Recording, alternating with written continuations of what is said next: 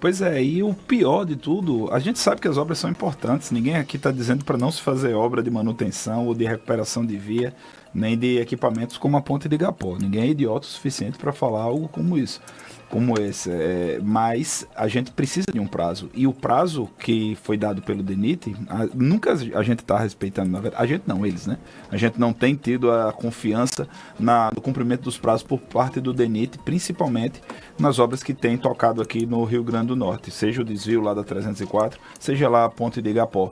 O que falta também, Virgínia e Lice, isso a gente tem criticado bastante aqui, com todo respeito aos superintendentes, a quem comanda esses órgãos, falta um pouco de comunicação entre eles, porque a gente sabe que o morador da Zona Norte, ele tem somente dois grandes acessos principais, né? Que é a ponte de Igapó e a ponte Newton Navarro. Tem aqueles que vão por Macaíba, tudo bem, mas são os dois principais acessos aqui da Zona Norte para as demais regiões de Natal. E no momento em que você já tem uma interdição em vigor, você ter que fazer outra dessa, era bom que tivesse uma discussão conjunta para amenizar os efeitos no trânsito, mas parece que a população está sempre sendo deixada em segundo plano, infelizmente. É lamentável, Júlio Pereira, a gente assistir a uma BR, que é a BR-304, que está precisando apenas de uma ação mais efetiva de um órgão como o DENIT e não ter o seu trecho liberado, apesar das muitas promessas. Nós estamos falando, eu repito, de um descaso muito grande do órgão com a população. Não tem cabimento, minha gente, a gente levar 60 dias para fazer um desvio numa BR, numa rodovia federal deste país, que liga, que é o principal ponto de ligação entre dois estados, o estado do Ceará e o estado do Rio Grande do Norte. Porque você, se quiser sair de Natal em direção à Fortaleza, o caminho é a 304.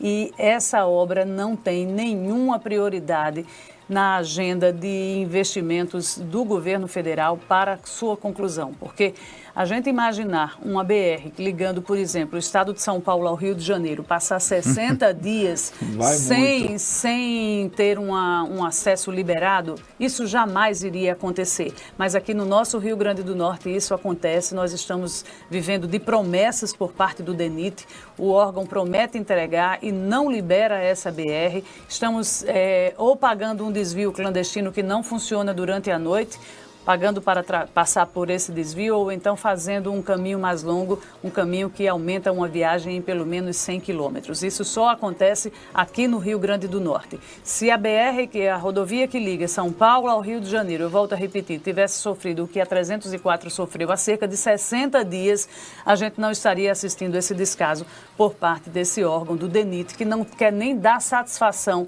à população aqui do estado. Lamentável a gente amanhecer essa sexta-feira tendo que fazer esse registro aqui, uma sexta-feira chuvosa, mas é uma sexta-feira também de descaso por parte das autoridades. Vale salientar também que nós entramos em contato com o DENIT, mas são 8 horas e 20 minutos, até agora não recebemos ainda nenhum feedback ou nenhuma afirmação de que esse desvio vai ser entregue e também informações sobre a ponte de Igapó. E lembrar... o DENIT não tem interesse em informar a população, Gildo Pinheiro. Não tem interesse. Já vem demonstrando isso em vários momentos aqui no nosso estado. Essa gestão do senhor Getúlio Batista é um comando, ele está à frente desse órgão, mas ele não está nem aí para o que pensa a opinião pública sobre ele, sobre o DENIT e sobre o que ele tem a dizer. Ele fala na hora que quer, bota a imagem na hora que quer e faz as coisas e age aqui no estado da forma como ele acha que deve agir, sem se preocupar, sem ter uma empatia do órgão com a sociedade potiguar.